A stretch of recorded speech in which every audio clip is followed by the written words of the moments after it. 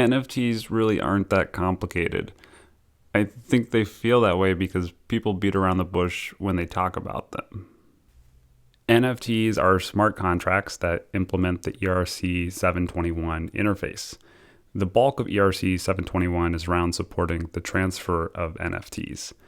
The only interesting part of ERC 721 and the core of NFTs is this function, owner of.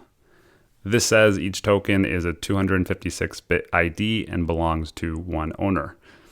Note different NFTs can reuse the same ID, so what's really unique is the pair of the contract and the token ID. That's what you own when you own an NFT, a 256-bit ID from a specific contract. That's it. That's all NFTs are. Let's look at an example. This is the Bored Ape Yacht Club contract. If we inspect it, we can see it implements ERC 721, specifically the owner of function. So if we want to see who owns token 7029, we can do that. Now, 256-bit numbers by themselves are not very useful. They're only useful when they represent something, like a ticket or an item in a game, or most commonly, an image. So how does that happen? How does a token ID become something else? In the simplest case, whoever owns the NFT manages it. Let's say I'm selling tickets to a party at my house via NFTs.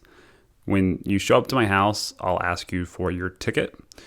I'll look up the address that owns that ticket, and then you'll prove to me that you own that address. If you do, I'll let you in. The only problem with the system is that it relies on me honoring your ticket. You could show up to my house with a valid ticket and I refuse to let you in.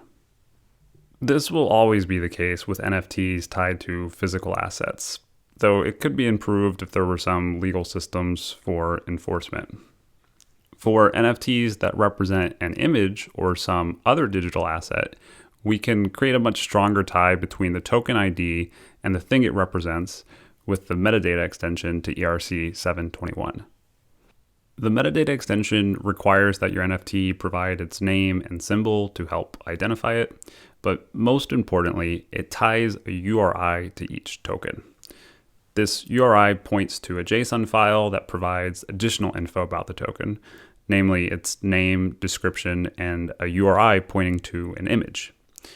It's this image that most people think of when they think of an NFT. Let's look at an example. Let's say you prove to me that you're the owner of this address and tell me you own Bored Ape 7029. I can look up the contract and call owner of for token 7029 to confirm that you are indeed the owner. And then if I want to see what you actually own, I can call token URI on 7029, go to that URI, get the image URI, and fetch the image. So now I know this is the image you own.